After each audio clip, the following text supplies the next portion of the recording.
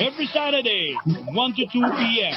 Let's all listen to your TDJ Ferrer, the professional safety and skills advocate on air. All About Safety is brought to you by JLF Projects International Inc. Experienced and skilled people handling your sensitive and expensive machinery. They do rigging, lifting, trading, and transport your equipment safe and economical. If you think safety is expensive, try an accident. Or you can call on them at j.ferrer@jlftransport.com.ph or 0917-862-4995.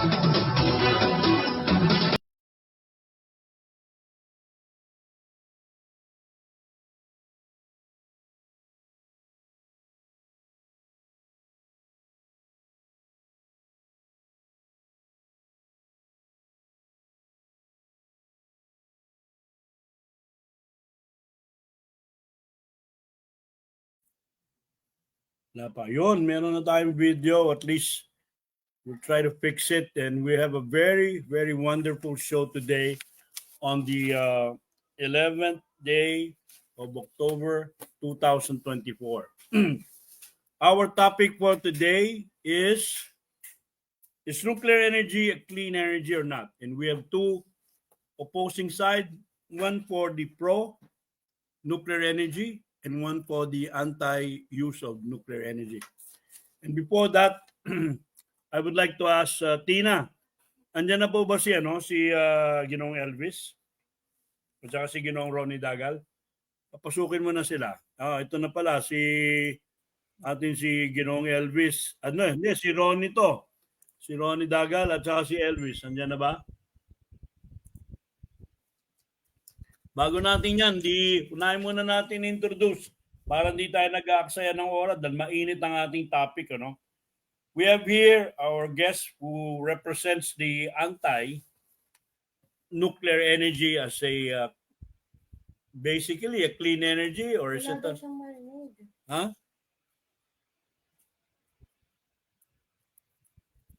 Wala nadidinig si Ronnie?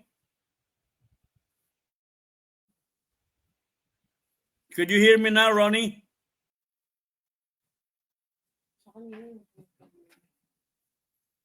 Nawala si Ronnie. Okay, si Elvis. Nawawala. Meron silang mga problema sa kanilang mga connection, no? And as I've said, our topic today is nuclear energy is a clean energy or not. Bago yan, Tina, yung mga babasahin natin, binabati natin si Engineer Jonah Amat at ang kanyang mga magulang. Ang kanyang ama ay pabalik yata ngayon sa Pilipinas, si Engineer Amat. At ito na, nandiyan na si Angelo Rodea, isa sa ating mga magiging kasama sa buong hapon na to. Ronnie, could you hear me now? Yes, okay now. Meron ka bang sound kanina? Good afternoon everyone sa mga nakikinig sa ating palatuntunan. Okay, titingnan lang natin si Engineer Elvis Gabayoyo, no? Siyang professional engineer katulad mo, no? Pakilala ko na muna sa mga natin na nandiyan dyan. Topic po natin, inuulit natin kung hindi nyo nadinig kanina, is clean energy a clean energy or not, no? And we have here in our panel for the anti-nuclear energy is Engineer Ronnie Dagal. He's the CEO, trainer, and head of research team at Offshore, Onshore Oil and Gas HSE Training Center. Magandang hapon sa iyo, Sir Ronnie. Good afternoon sa iyo, saka sa lahat.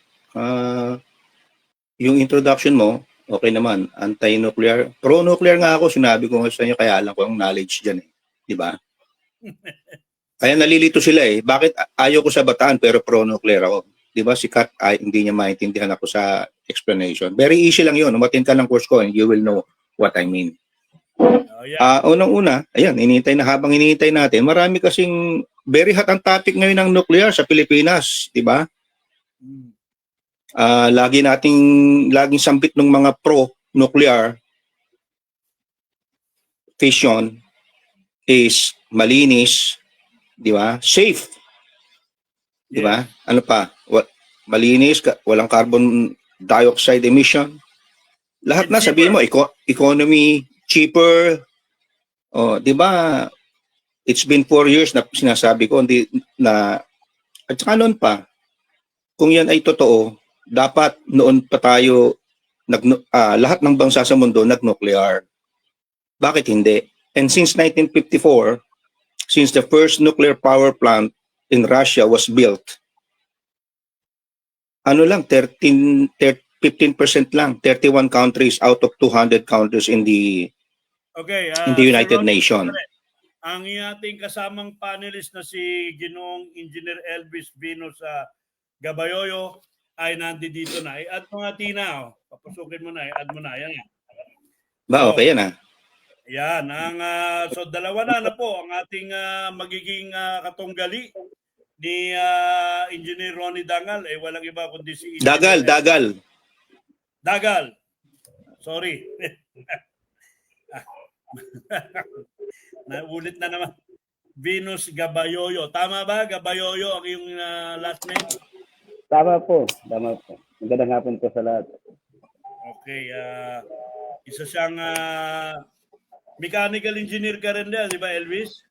Yes po. Okay. Okay, ayan. Pero member siya ng merong kompromiso kasi Sir Ronnie, si Jennifer Garjan. Ganun? Oo nga. Oo, medyo pinalitan siya. Magkakasama sila sa isang organisasyon ng pangalan Integrated Risk Management Association of the Philippines na nakabase sa Dubai. So, ito sila naman yung sa Philippine chapter. Saan ka rito sa Philippine chapter ng IRMAP, Elvis? Sa Iloilo po ako. Originally sa Dubai din po ako. So, ngayon medyo for good tayo. So, dito ako ngayon magsisimula sa Iloilo. Okay. So, ang natin ganito para walang Tina, tignan mo tong bibigyan natin sila ng isang minuto, yung pro, 1 minuto, si Sir Ronnie, 1 minuto. And then, magkakaroon tayo ng question, sasagutin nyo naman sa loob ng within 30 seconds, no? Kung 30 seconds lang, ang nating tapos ganon-ganon, paikot-ikot, minsan sasabat-sabat ako kasi alam niyo naman, babatiin natin katulad ng ito, yung nakikinig sa atin na isa siyang magaling na sa medical, not medical, mechanical technology, no? Si Jeffrey Kayungdong, yan, no? Good afternoon daw, no, sa atin, si Jeffrey. So, kung meron pa kayong mga tanong, katulad ni Engineer Juanito Tupas, isang mechanical engineer din, pwede natin yung isama. Pero, okay, simulan na natin. 1 minute, Tina, tignan mo kung 1 minute, then kakata. Simulan natin kay Engineer Elvis. Engineer Elvis, bakit ba ikaw ay pro-nuclear energy? Ano po ba yung dahilan? Actually, matagal na nating issue ito ang nuclear power plant dito sa Pilipinas na kesyo hindi daw safe. Kesyo lahat naman kasi hindi safe yung titingnan natin kung hindi tayo magkakaroon ng magandang konsiya at magandang pamamaraan para maisagawa ng maayos. So, nagsimula tayo ng 1974, nagkaroon tayo dito, correct me kami. Nagsimula tayo sa Bataan. Na-stop, pagkatapos ng matapos yung we spent 1.9 billion sa that. Sayang, no? Malaking value na sana. Tapos, malaking bagay na sana sa atin yun na nagbabayad na napakataas ng kuryente. Okay?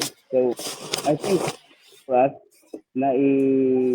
hindi lang i-revive. Gumawa pa tayo ng mga bagong nuclear power plant. May mga area tayo na pwede actually. Maraming area na nag-identify dito sa Pilipinas na safe magkaroon ng nuclear power plant. The thing is, marami. Pero kung titingnan natin yung survey as of 2023, mas marami ng pro kaysa sa against actually. Medyo kailangan lang natin i-educate yung mga Pilipino kung bakit kailangan na. Ang reason being kung bakit ako po is that masyado na tayong dependent sa mga sa resources. Okay, Engineer Elvis, types up. Bibigyan naman natin ng isang minuto rin si Engineer Ronnie Dagal at ang kanya bakit naman siya ay anti-nuclear energy. Sige po, Engineer Ronnie. Okay, narinig natin yung ano no, yung pagka pro ni Engineer Elvis. 1976 kinonstruct 'yon. At saka ang sabi anong sabi mo? Sana marami, 'di ba? Hindi ba sumagi sa isip mo na ni isang ASEAN countries walang nagtayo, neighbors, ASEAN neighbors walang nagtayo? Palagay mo bakit? Ang sabi mo pro, marami, 'di ba? Pero sino tinanong mo? Sino tinanong nila? Yung mga walang alam sa nuclear. 'Di ba? Kasi kung iniisip natin as engineer na maganda ang nuclear, malinis ang nuclear, dependable ang nuclear, which I agree. Bakit wala ang ASEAN neighbors? Bakit hindi nag-prosper? Since 1954, alam mo ba to? Isulat mo ha.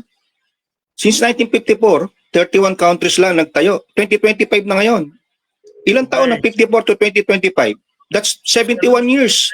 Sir Ronnie, your 1 minute is up. So kanina medyo nagkaroon lang ng pero ngayon magtatanong ako, tapos na yung 1 minute. Tig 1 minute lang kayo. Pero may tatanong ako naman na tig 30 seconds kayo, palitan tayo. So nadinig na po natin mga kasama ang mga views, no? Gawin na kaya natin tig 2 minutes para maikli yung 1 minute para kay kay Engineer Dagal no? At para parehas, no? Ayan, meron kaming timer dito. Etong sagutin nyo within 2 minutes Okay. Our country is now in economic turmoil, We need renewable energy, we need all of this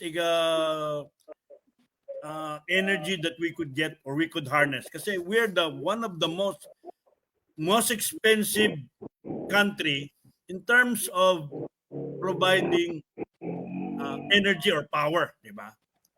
So why do you think that with nuclear energy or nuclear power we could save? And ikaw naman, siyempre, Engineer Ronnie, why do you think we should not go into that direction? So, unahin muna natin, kanina inuna na natin si Engineer Elvis, no? Unahin naman natin si Engineer Ronnie Dagal. Bakit sa tingin mo, kahit na tayo ay lubog sa utang, na ito na yung nagsasabi na with just one pellet, tubo na tayo. Bakit sa tingin mo talaga dapat natin lumayo? Sige, mute mo lang ang sarili mo, Engineer Elvis. Mute ko rin and then let's give a chance. 2 minutes lang and your time starts now. Okay. Bakit hindi pwede ang Philippines? Actually, hindi lang Philippines Lahat ng bansa hindi pwede. Bakit? Wala kang radioactive waste disposal. Wala kang permanent nuclear repository. Nuclear waste repository. Magsabi ka ng bansa na meron. Wala. Bakit ang Amerika? Wala rin. Russia? Wala rin. Ikaw, Philippines, bakit gusto mo? At saka sabi mo, bakit Philippines? Wala kang, magkano ang isang nuclear power plant? 1,200 megawatts. That's $8 billion. Pagka magkakaroon ka ng nuclear waste repository, $21 billion. At pag natapos yan, decommissioning, lagyan na natin sa $5 billion. Ilan na yun? 29 plus 5, $24 billion. Tapos, pag ikaw ay nagkaroon ng INES level 7 na disaster, it costs sa Japan $1 trillion. Nakukuha mo ba tong mga figures na to? Magkano ang budget ng Philippines every year? $100 billion. Walang, 1 trillion yung aksidente. Ang problema mo pa, your Philippines is archipelago. Pag tinanong nga kita how is archipelago created? Sana meron tayong outright, di ba yung dati? How is archipelago created? It is created by, or it is formed by the eruption of volcanoes. How many volcanoes do you have? You have 300. How many active volcanoes? You have 33 or 24 na lang. Sino naka-invento ng nuclear power plant? Italy. Last 15 seconds, Bakit? ha, Ronnie? Bakit wala silang nuclear power plant? Eh silang naka-imbento nun. Gets? Okay. Yun lang muna. Okay, thank you, Sir Ronnie. No? So, bibigyan naman natin 2 minutes lang, ha. Nadinig mo yung sinabi niya, Engineer Elvis. So, tsaka dito, ha, friendly discussion lang ito, ha. Yes. Discussion tayo, pare-pareho tayo mga inhinero, pare-pareho mechanics, strength of materials, lahat. Sinimulan natin yan, pati sa drawing. Sige, Engineer Elvis, ikaw naman. Alam mo kasi meron target din ng global global may target din tayo na dapat clean energy, clean renewable energy na tayo for the next 25 to 30 years.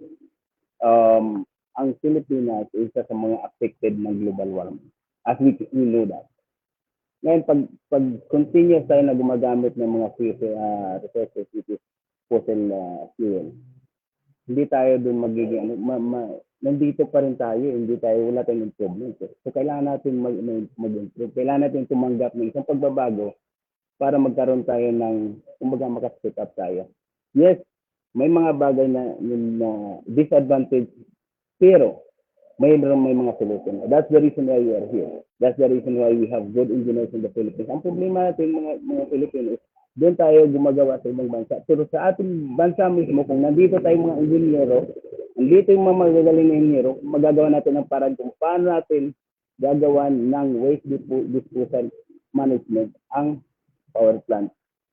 Ang dami kong nakikita Japan, meron, Korea, although meron silang mga solusyon na ginagawa para sa waste disposal.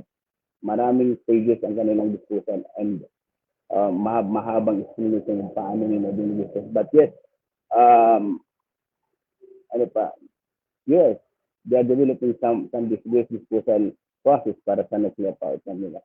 Kung titingnan natin yung Pilipinas, ilan kayang umiikot ng mga submarines ng US dyan, which is powered by nuclear.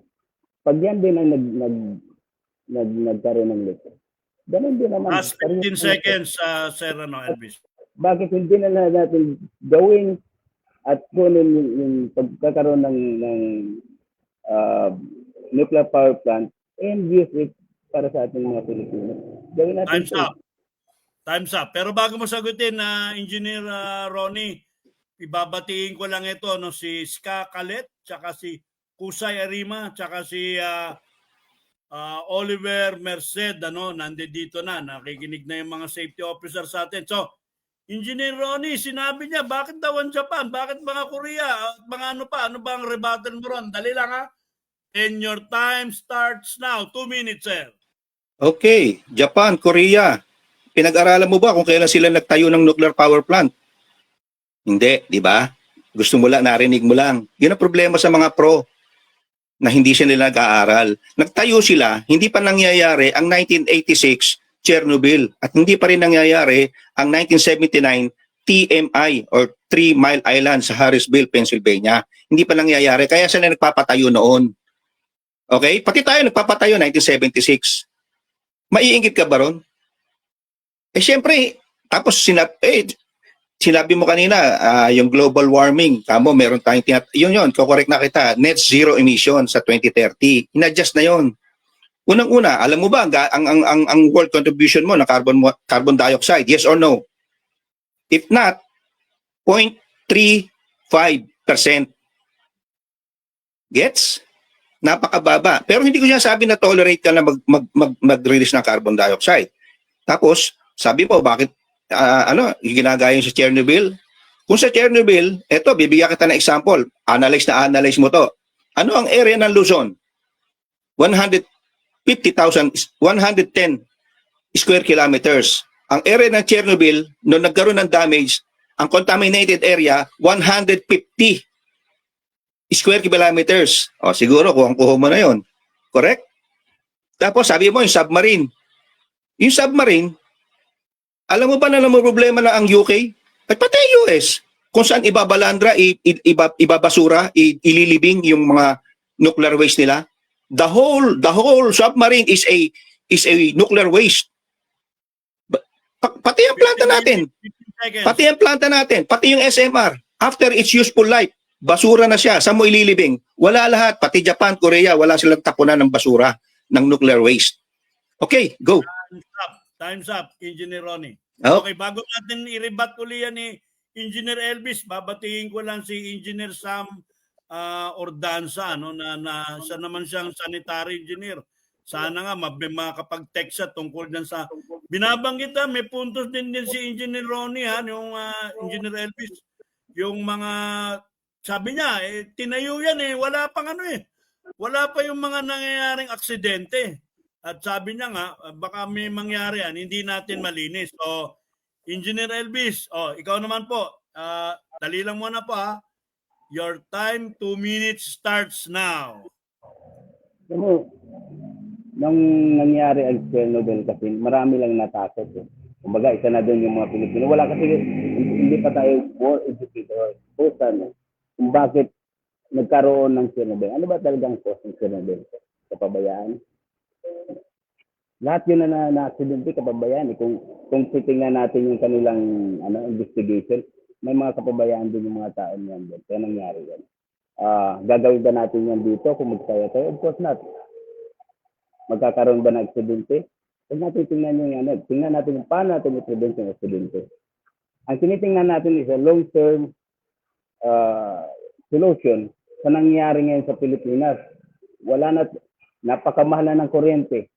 Dependent tayo sa resources ng ibang bansa. Paano kung hindi na tayo susuportahan ng coal ng Indonesia? Kasi ubos na rin sila. Saan tayo kukuha?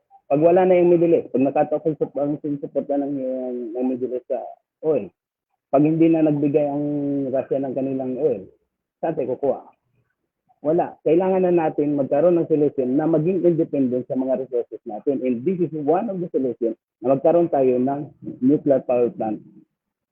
The best solution is to have it and make it sure na magiging safe at contained ang lahat ng waste at saka lahat ng mga na aksidente o magiging aksidente ay dapat preventable. Mapiprevent natin yan as long that we do it right. Yung paggawa, pag-construct, lahat. Yes, it costs us a lot of money sa initial phase ng construction. 15 seconds. But in the long term, magkakaroon tayo ng efficient energy at saka magiging low cost. Lahat tayong mga Pilipino magiging, kumbaga, may Okay.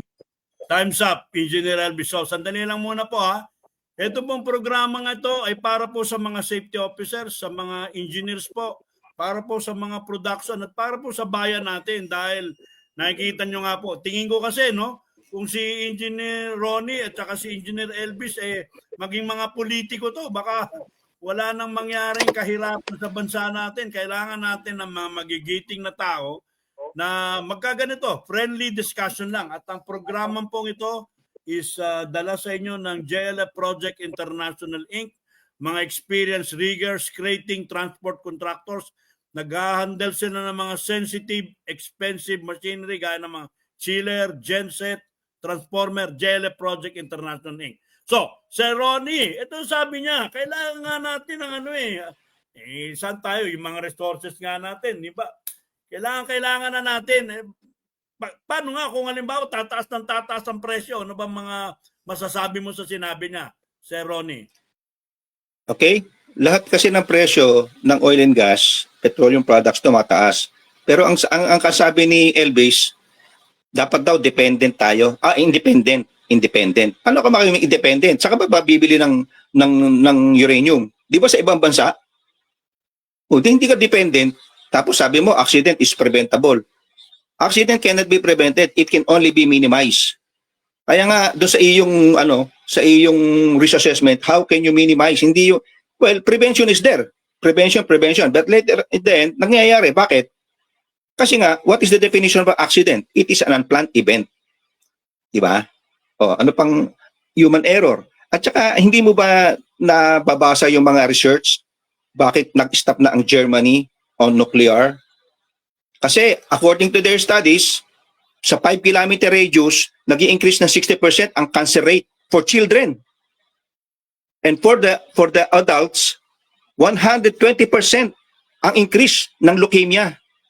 siguro ito hindi nyo naririnig eh. Every day meron tinatawag na effluence, nuclear effluence emitted by the nuclear power plants every single day. Be it in the air, be it in the water, be it in the solid particles, meron. At yung sasabihin mo, anong isipin mo na lang yung sinabi ko sa iyo 150,000 square kilometers ang inabot ng radius. Ang radius ang Luzon mo 110 square kilometers, di sakop na sakop ka. At yung nung sumabog yon, umabot siya sa Norway. 15 seconds. Gaano katagal gaano kalayo ang Norway sa Chernobyl? 1,500, 1,700 miles or kilometers, kamo na. Apare hanggang Luzon. Okay. 1,300. Okay, go. Time up. Okay, nakikita nyo sa mga nakikinig tayo, may nag-comment na si Iska Kalit. Nice topic and good debaters. O yan na, mga ano natin. Sana dumami pa po mga nakikinig sa atin at magbigay naman po kayo ng mga opinion. Nakita niyo naman ang sinabi ni Engineer Ronnie Dagal. Ito pa, nakikinig si Chris Kaselihan Martinez, watching and listening from Riyadh, Kingdom of Saudi Arabia. Mga kilala nyo na to, Chris, no? Si patikang dalawang mechanical engineer, nagtatagisan ng talino. Ulitin ko lang yung sinabi ni Sir Ronnie. Alam mo ba yung Germany? Tinigil na pala raw dahil may mga effect sa ating mga kalusugan. At yung layo daw, no? Na umabot hanggang Norway. So, tatagisan naman yan, sasagutin yan ni Engineer Elvis. And your time starts now. During the time of Chernobyl, na aksidente yan, wala pa tayong mga advanced equipment, innovative equipment na nandun. Kumbaga, nandun pa sa analog stage. So far, sa stage natin ngayon in 2025, and I would agree with you, pagdating din sa Germany na finish out nila back in 2023. Pero, dense na sila napaka-dense na nila. Sa atin naman, kulang tayo Kulang tayo sa energy. Kailangan natin ng energy. Kailangan natin to. Bakit kailangan natin? Ang dami nating pabrika na dapat nandito sa Pilipinas. Anong ginagawa? Tinatransfer sa ibang bansa. Tinatransfer sa ano. Dahil wala tayong power source.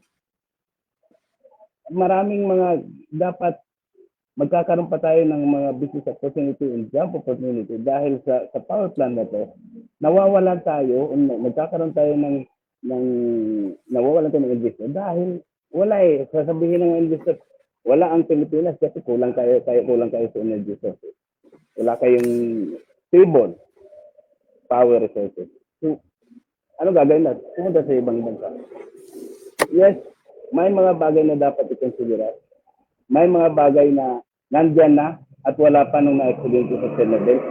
Ngayon, as a safety professional, doon ko gagawin o doon ko i-analyze, doon ko gagamitin ang expertise ko to make it sure na ma-assist ko na dapat ang mga Filipino community ay mas safe during the construction and during the operation.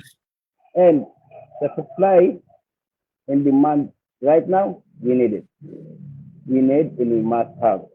By 2032 or 2035, dapat meron na tayong power. Time's up. Okay. Engineer Ronnie, sabi niya, Germany, kasi marami na nga sila Parang kung may 20 ako, patayin ko nga naman yung 5 ron, may 15 pa ako, yun ang contention niya. Paano ba mo sasagutin yan? Bago mo sagutin lang yan, batiin ko lang muna, ito, may naglinig tayo. Shout out daw si Roland Maigting. Sabi ni Noel Camuñas. So, ayan, sinout out ko na. Kayo namang nakikinig dyan, magbigay din kayo ng opinion nyo para sa ano. Sige, Sir Ronnie, bakit nga yung Germany marami na pwedeng bawasan? Sige, Sir Ronnie, go ahead. Hindi, sarado sila, shutdown, ang nuclear. Ang sinasabi mo kasi problema, yung short of energy. Lahat short of energy at saka gusto lahat ng energy ng mga bansa. Pero Philippines is not qualified to have one. Bakit? Nasa ring of fire ka What is the meaning of ring of fire? Philippines is exactly located in the ring of fire. Ano ibig sabihin nun? Where 90% of earthquakes occurs. Ito, and it's happening until now, di ba? And 75% of active volcanoes, yan sasabi ko kanina pa, are located. Tapos sasabihin mo, ang Japan at saka ang Korea. Sabi ko nga sa iyo, ginawa nila yun before pa ng 1986, INES level 7. Tapos nangyari na naman yan after 25 years, 2011. At magkano ang damage sa Japan? Sabi ko sa iyo, 1 trillion. Sa kakukuha nun. Kung sabi mo technology, wala. Kaya nga ang sabi, walang technology. Nuclear has no solution for its nuclear waste. Ngayon sabihin mo, hindi, meron yung underground. O sige nga, sinong meron? Sinong meron? Check mo agad sa internet. Yung mga nakikinig, wala. And how much does it cost? $21 billion. Sa kakukuha nun. Kung iniisip mo ang Japan at saka UAE may basurahan, wala. Di ba? Nasa UAE ka? Wala. Kasi sa kakukuha, ito nga pinag-uusapan natin eh. Still oil and gas will be there for 100 years. Hindi mo ba nakikita sa statistics? Ang tagal pa niyan, ang dami pang reserve. Kaya lang, yun ang problema. Carbon dioxide is increasing. And you are sharing 0.35%. Wala ka pang 1. Ha? Oh, yun dapat clear. Oh, yun lang, okay na. Okay, time's up. Meron pa dapat na 6 na segundo. Pero bago Mamaya. natin yan, umiinit na po yung mga paksa natin. No? Nadinig mo naman, Sir Elvis, yung kinasabi nga niya, wala naman kayong containment. Wala naman kayo nito. Meron yung sinabi nga ni Engineer Ronnie, ultimo Japan. Tapos, ang sinasabi niya, na gusto ko rin madinig sa'yo, saan mo nga ilalagay yun? Sabi niya, underground, iba. Pero bago mo sagutin yan, may nakikinig pa sa atin si Joel Latorre. Magandang hapon, mga sir. Musta na po kayo? Joel, alam ko si Joel nasa rin. No? At yan, si Chris Martinez, nagsumagot na.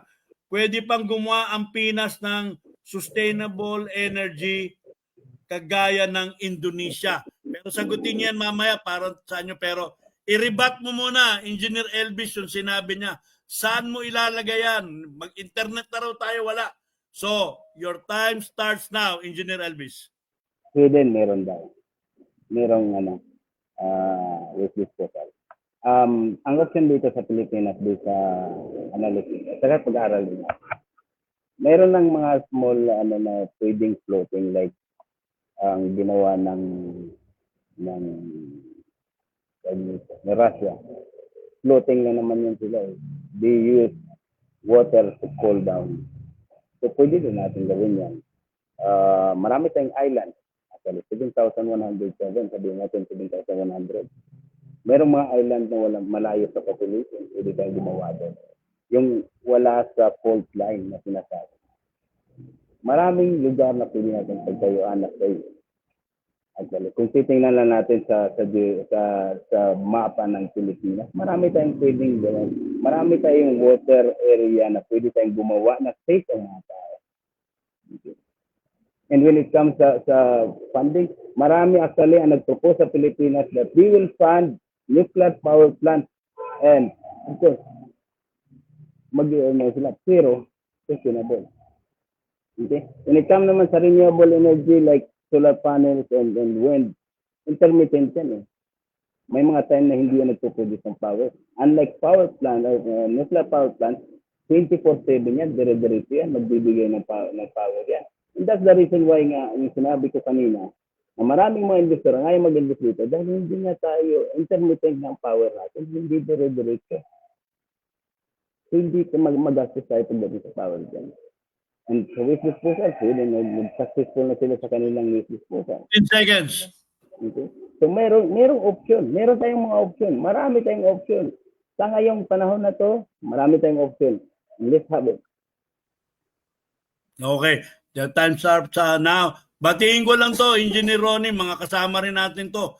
Baka ewan ko, kadugo mo rin to, mga mechanical sa PSME. Si Engineer Ferdinand Agtarap, no, sabi niya, good afternoon po sa lahat. Listening from Marikina. Kamusta na po kayo, Sir J? Ito kasama natin, Engineer Agtarap. si Engineer Ronnie Dagal ng Mapua. Ay na kaklase niya sila Chito Poblete at sila Erwin Rabino. Yan ang mga nandiyan dyan sa ano. Pero, Engineer Ronnie, sabi niya may mga option eh. Ikaw ba, ano pa ba yung option na ano mo, doon natin i-dwell? Kung ano mga options pa natin para tayo umunlad, Sir Ronnie? Kasi meron na solusyon diyan noong 2013 ipinaglaban tayo ng administrasyon noon dito sa West Philippine Sea. At yung Sampaguita at saka yung Recto Bank, it has 55 trillion cubic feet and the other one, Sampaguita, has 4.6 trillion cubic feet of gas. Kung alam mo ang mga volumes na yan, mapapamangha ka, hahanga ka. Kasi nanalo ko ng 2016. Ano nangyari? Ipinasura ng sumunod na administrasyon. Wala tayong babanggitin mga years lang tayo. Biro mo, alam mo ba kung gaano karami yung 55 trillion? Doon na lang sa 4.6. Kasi yung malampaya mo, 3.8 trillion cubic feet, which is good for 27 years. How much more kung 55? O sige nga, mental computation. Kayang-kaya mo yan. Ilang taon? If 3.8 is to 27, 55 is to what year? Nakita mo? 300 years. Babasura mo. Binigay na sa'yo, biniyaya na sa'yo. Sa'yo yun eh. O ngayon, ay mabuti itong administrasyon na to ay binabalik. At we hope that we can get it. Yun ang solusyon. Ngayon, kung pupunta ka sa nuclear, sabi nga, nasa ring of fire ka eh. Hindi mo ma-break yun eh. Kaya nga yung mga bansa sa Southeast Asia, ayaw magtayo. Even before, 1954 pa nga yan eh. 1954, ano na ngayon? 2025. Wala na tatayo ni isa. Kahit yung small nuclear reactor. Paano mo ibaba yun? Saan mo dadalhin yun? Sa bundok? Kung sa bundok, di mapapipeline ka. Sa kukuha ng tubig, di ba sa dagat? Di magpa-pipeline ka. Pabalik nun, discharge, pipeline ka na naman. Kung mamaliit, ililipat mo. Paano ngayon yung iyong mga discharge pipe na radioactive din yun? And after its useful life, it will be radioactive. Saan mo itatapon yun? Ito na lang, one last. Kung nag-operate ang Bataan noong 1986, ngayon is 2025.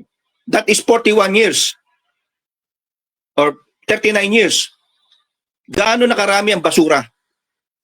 Kung malalaman mo, tatanong ko sa iyo ngayon, saan mo ilalagay? Saan na ngayon ang basura? Okay. Okay, Sige, go. Sir Ronnie.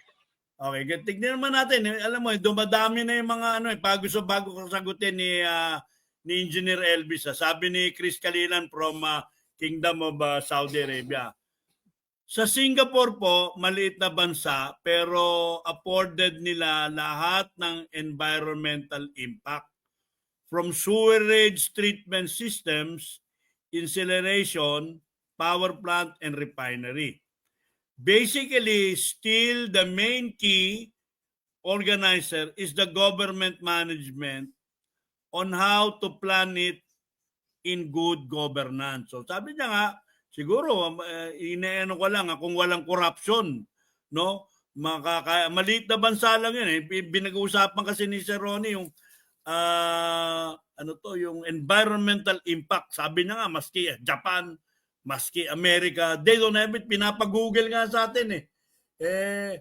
Medyo mamaya titignan natin. Pero, ito nga, sa kabila naman ang sinasabi nga ni Engineer Elvis, mahirap na yung bansa natin eh. Tsaka sabi niya, ewan ko kung yung sinabi dati ni Kat, hindi naman daw ganon ka-catastrophic yung talagang nuclear. Kasi, let's say, nagkaroon, pero Russia is still alive, Japan is still alive, and sabi ni Sir Kat, ultimo daw dun sa natatandaan ko, sabi niya Sir Ronnie, pero mamaya mo sagutin yung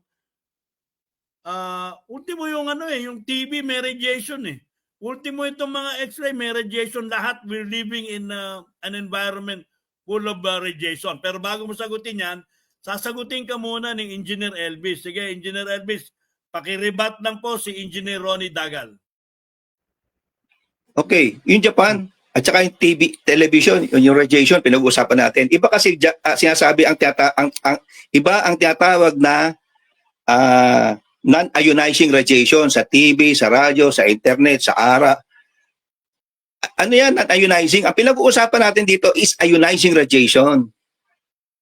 Kaya hindi mo Okay po. pwedeng ikumpara yun. Hindi mo pwedeng ikumpara yun. Ang problema ngayon sa Japan, nasabi mo, nagkaroon ng nuclear disaster, buhay pa rin sila. Hindi, malaki no Japan. Ang sinasabi natin, yung Fukushima Daiichi. Alam mo ba, after several years after sila mag-dispose, na-discover nila at sinikreto nila? Hindi nila sinabi sa iyo na mayroong isang radionuclides o radioisotopes na hindi pwedeng salain. Later na lang nila nalaman. Kasi kasi nga meron sila, alam mo ba kung gaano karami yun? That's 1.3 million cubic meters. Kung ilalagay mo sa barrels, that's around 16 times. Ngayon, ang aking punto is hindi nga nila na-cure eh. Hindi nila siya nasala. Alam mo kung ano yun? Tritium. Tapos later on, meron ding cobalt. Tapos meron ding ruthenium. Hindi nila nasala yun. Ang laki ng problema yun. Dapat nagbabasa kayo ng mga hazards bago kayo mag-oo sa nuclear. Kasi... Sige po. Oh, go ahead. Po, pero pasagutin na muna po natin si Sir Elvis. Pero Sir Ronnie, sumasagot na yung mga kabatchmate mo. Sabi ni Engineer Agtarap, Viva Mapua. Okay. Sir, paglaban naman natin, pareho tayo hindi taga Mapua eh. So paglaban natin, mga aspirahan natin. Sige, Sir Elvis, ikaw na. Ay sinasabi ko nga kung it comes sa I'll give you one example with nagkaroon ng Bhopal accident, dog company. Sumabog noong 1985. Ilan yung coal natin dito sa Pilipinas. Cold storage natin that use the same kanila. Kung titingnan natin ang aksidente na yon at titingnan natin yung extraction ng Pilipinas, merong napakaraming cold storage na gumagamit ng ammonia plant. Ganon din ang sinasabi mo eh. Hanggang ngayon, ang Bhopal, meron pa rin namang, meron pang effect yung nangyari doon. Okay? Talking about nuclear power plant, it is more, pwedeng i-control.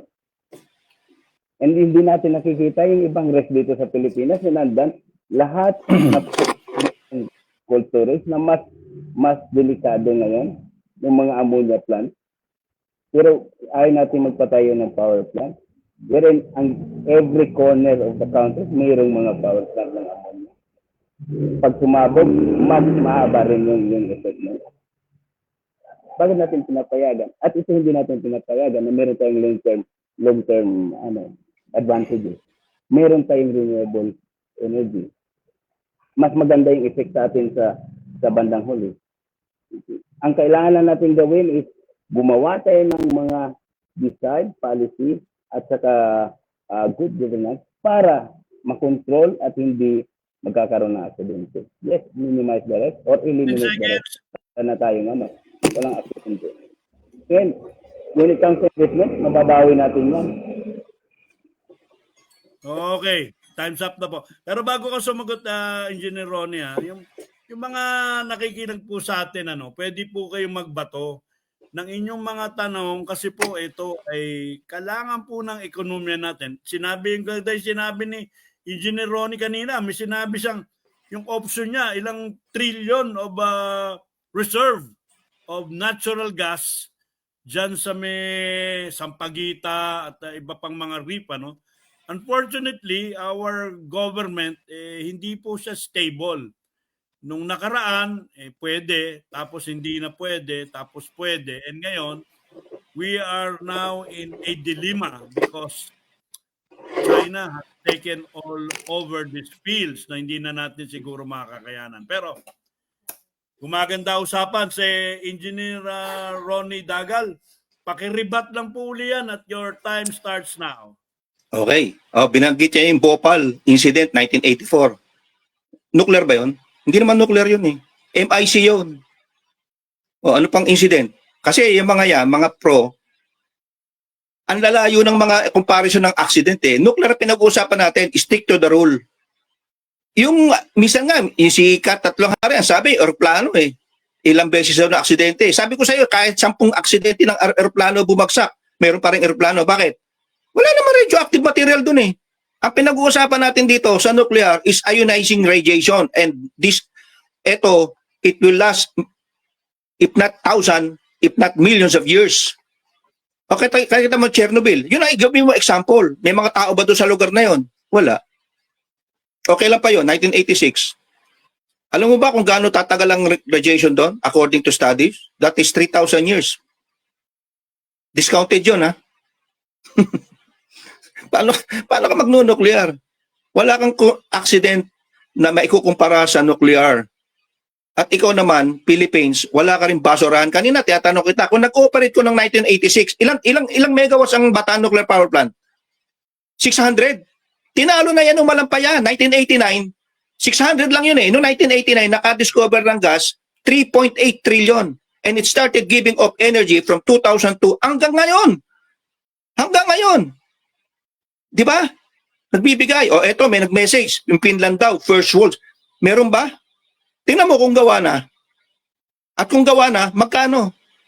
O sasabihin ko na sa iyo, ako nagsasagot. Ha? 21 billion. Kaya mo ba yon? 21 billion dollars, kaya mo? Basurahan? At saka ikaw, engineer, kung magtatayo sila ng nuclear, kailangan ba may basurahan agad? Yes or no? Yes! Kasama sa risk assessment yan. Kailangan sa environmental impact assessment yan. Eh paano? Saan ka kukuha ng pera? At pag nagkaroon ng aksidente, magkakaroon ng 1 trillion. Magkano magiging premium? Okay. Hindi ko nabigay yung 15 na kasi sumasagot na si Skakalet, no? Meron dito, ipapakita ko lang kaya hindi kita na 15 minutes para pamay, no? Babasahin ko lang ha. Sabi pa ni Skakalet, yung kanina Finland, sabi niya, Japan, temporary storage and future deep repository disposal plant. Japan plans to build a deep geological respiratory, a facility located hundreds of meters underground in a stable rock formation, but the final site is still to be selected. The repository will isolate waste for thousands of years, preventing radiation from reaching the surface. Pero bago mo sagutin, bigyan naman natin ng pagkakataon ni si Engineer Elvis. Wala po. So, Engineer Elvis, ikaw naman po. Sige po. Go ahead, Engineer Elvis. Yung example ko po halos pareho lang kasi ammonia plant yun. And up to now, sinasabi ko nga, andun pa rin yung effect. The reason being kung bakit ko ginamit yung Bhopal accident is nandun pa rin up to now ang mga effect sa mga tao yung sumabog yun. And why I'm giving that example, meron tayo dito sa Pilipinas, napakaraming kumpanya ang gumagamit noon. Napakarami nating ammonia plant na pag sumabog, napakalaki rin ng radius. And not only one, thousands of warehouses, cold warehouses ang gumagamit. Kaya ginamit yung example. When it comes sa radioactive, ganun din na yun. Halos pareho ang magiging effect ng someday. Ang pinagkaiba lang nila ang pagtatagal ng radioactive pag magkaroon ng insidente. At yun ang ginagawa natin ng solution bilang mga engineer, bilang mga scientist.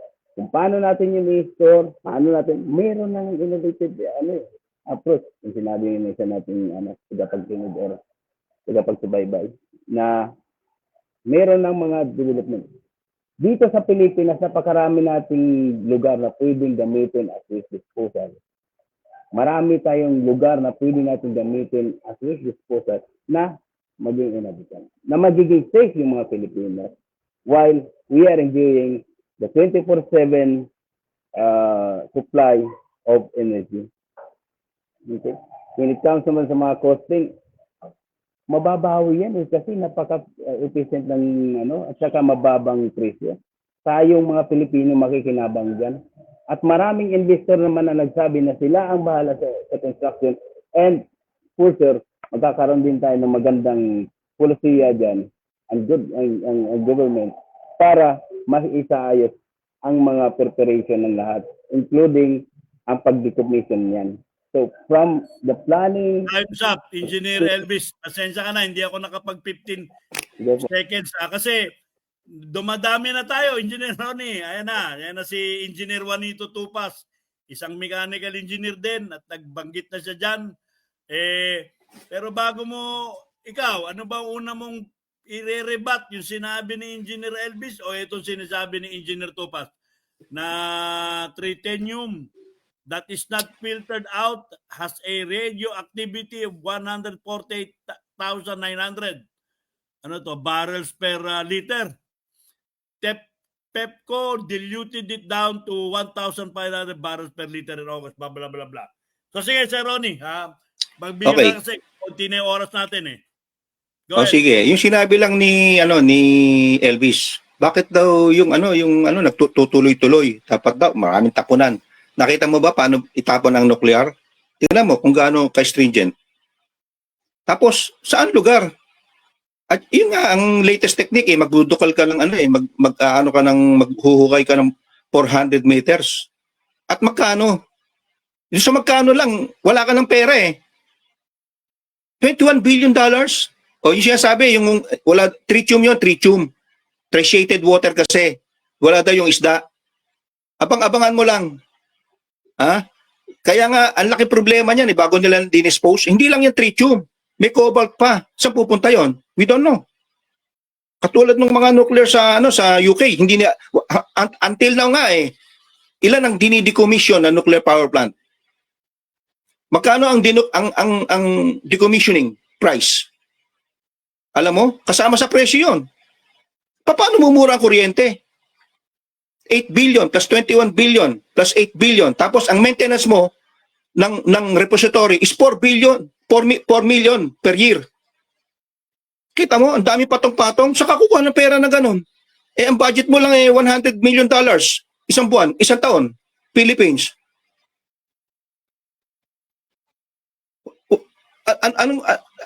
Anong hazards, anong mga hazards pa? Ang daming hazards. Kaya nga, since 1954, 31 countries lang hindi umakyat.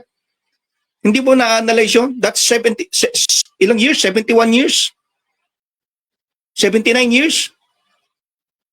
Tapos yung sinasabi mong bataan, kung i-revive mo, 15 seconds. Si 600 megawatt yun eh. Yung malampaya, nakapagbigay, 3,211 eh. Oh.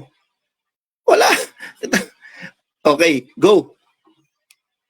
Okay, maraming salamat. So, unfortunately, we only have about a few more minutes, 7, 6. I think that would be, bibigyan ko na lang kasi haba di ba? More or less, nagpapasalamat ako at sa iyo, Sir Ronnie, at sa iyo, Sir Elvis. Ayan, nandiyan dyan na sila, Sir Chris, sila mga yan, at mga iba pang ininero na naging nakasama natin, nagbibigay ng points of view.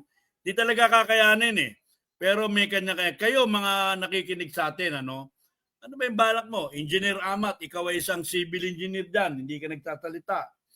Ito si Juanito Tupas, meron din siyang mga point Pero bago natin magtapos, parting words na tayo, ilang minuto na lang, hindi na natin. Simulan natin sa iyo, Sir Elvis, and then si Sir Ronnie. Parting words na natin kasi po, alas 2 na po. Go ahead po, Sir Elvis. Maraming salamat po sa opportunity. Sir, the engineer Dagan. Yes, sir. Nice conversation, nice brainstorming when it comes to nuclear. Ito yung kailangan natin actually para malaman din ng ating mga kapwa Pilipino kung ano yung pros and cons ng pagkakaroon ng power plant dito sa Pilipinas. So with this platform, at least maabot natin yung ibang tao at maintindihan din nila kung bakit kailangan natin o hindi natin kailangan. So sila nang bahala tumimbang dahil kanya-kanyang kanya-kanyang perspective kung ano yung gusto nila o ano ang magiging comments nila about sa pagkakaroon ng power plant. It's a good platform, sir. A good opportunity for us to discuss. Nice discussion, Engineer Dagan, sir. And hoping to see you all in person. Tumito. Okay, Engineer Ronnie, ikaw naman, bago may time pa tayo, Pwede mong sagutin yung sinabi ni Engineer Tupas. Ah. Sige sir, Ronnie, ikaw go ahead. Hindi, yun na nga, sinagot ko na yung kanya na hindi lang yun ang mga hazards, marami pa. Ito, pag sumabog, alam mo ba, kung ako hindi ko kailangan pumunta sa Japan, hindi ko na kailangan pumunta sa Chernobyl. Gaano kalakas ng radiation sa loob ng pagsabog? Sinisigurado ko, hindi nyo alam. Pero malalaman nyo na ngayon. 2 sievert lang, patay ka na. Sorry patay na ang tao. 300 sievert yun eh. Kita mo? Doon pa lang yari na eh. Kaya kailangan malaman nyo ang hazards ng nuclear bago tayo oo ng oo. Ikaw ang engineer, oo ka ng oo. Hindi maganda para sa iyo. Pag-aaralan mo lagi yung pros and cons and weigh it. Bakit? Ito ang resulta. Wala. Ilang bansa? 200 countries? 31 lang ang meron? Hindi mo ba naiisip yon? At saka kung yan ito toong makakapagpaunlad ng bayan, dapat lahat ng country sa mundo merong nuclear. Hindi ba pumasagi sa isip mo yun? Ay yung mga lahat ng pro-nuclear na nag-negative o nga ba't hindi sila nagtatayo? Kasi nga, mahirap, delikado, and the radiation lasts for 1,000 years. Ngayon nga, simple-simple lang yung sa grupo namin, tinatanong namin, simple IQ question. Kasi sinasabi nila, mas matalino daw ang Pilipino kaysa Japan. Isipin mo yun? Naniniwala ka ba ron? Nung tinanong ko, anong process sa Malampaya?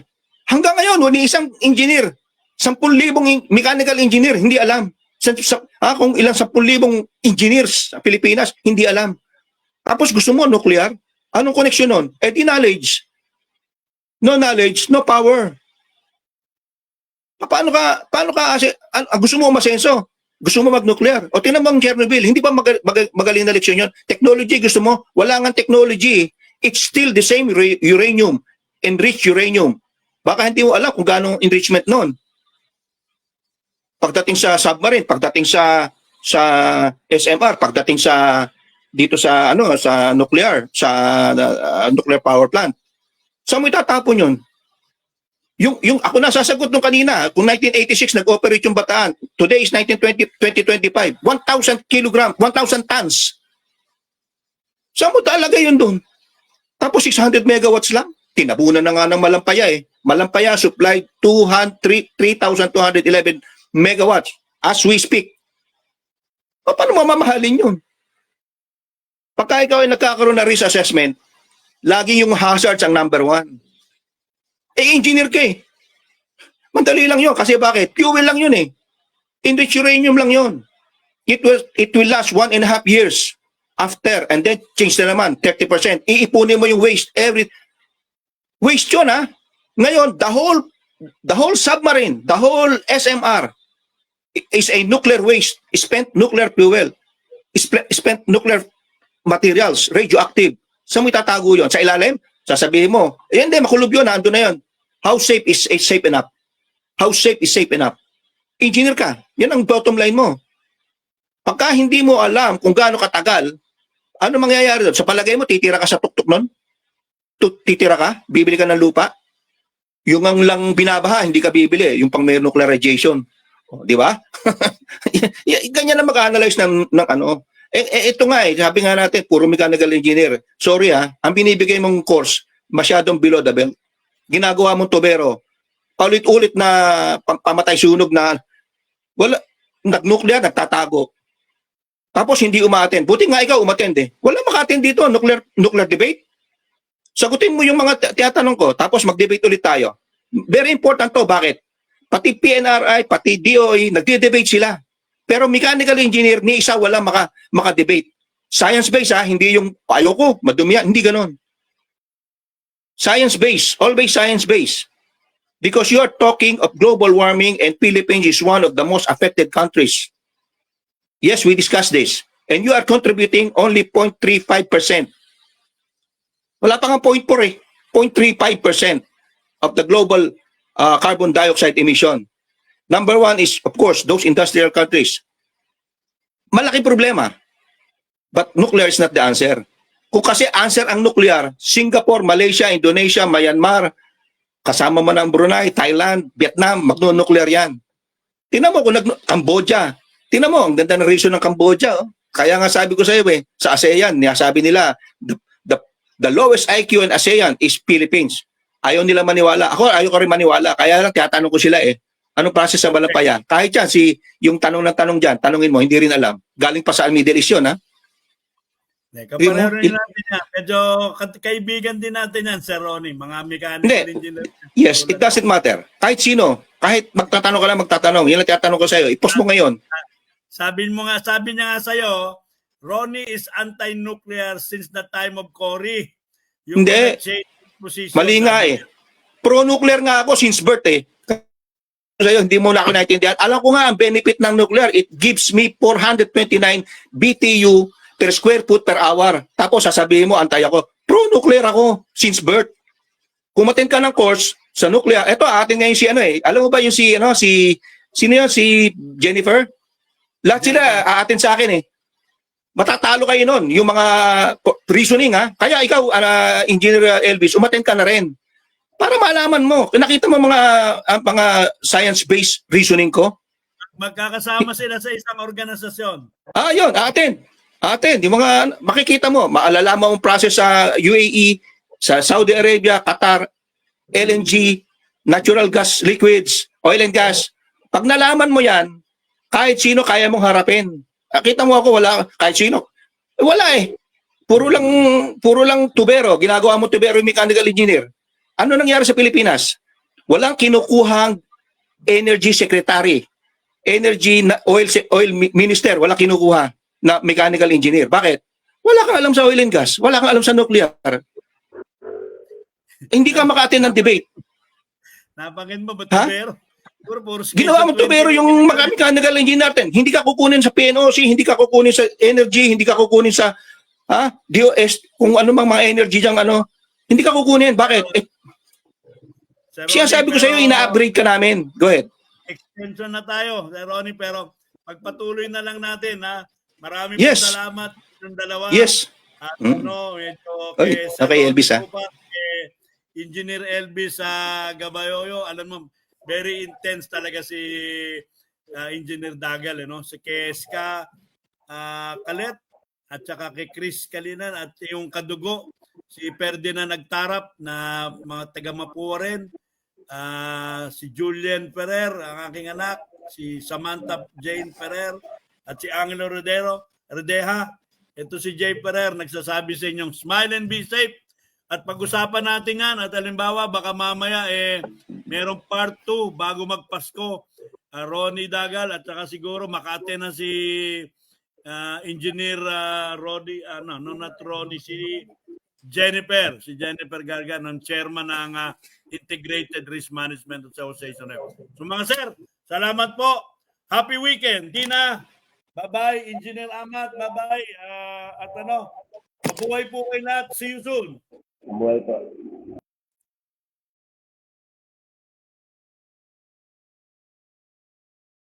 1 to 2 p.m. Let's all listen to your TDJ Perez, the professional safety and skills advocate on air. All About Safety is brought to you by JLF Projects International Inc. Experienced and skilled people handling your sensitive and expensive machinery. They do rigging, lifting, plating, and transport your equipment safe and economical.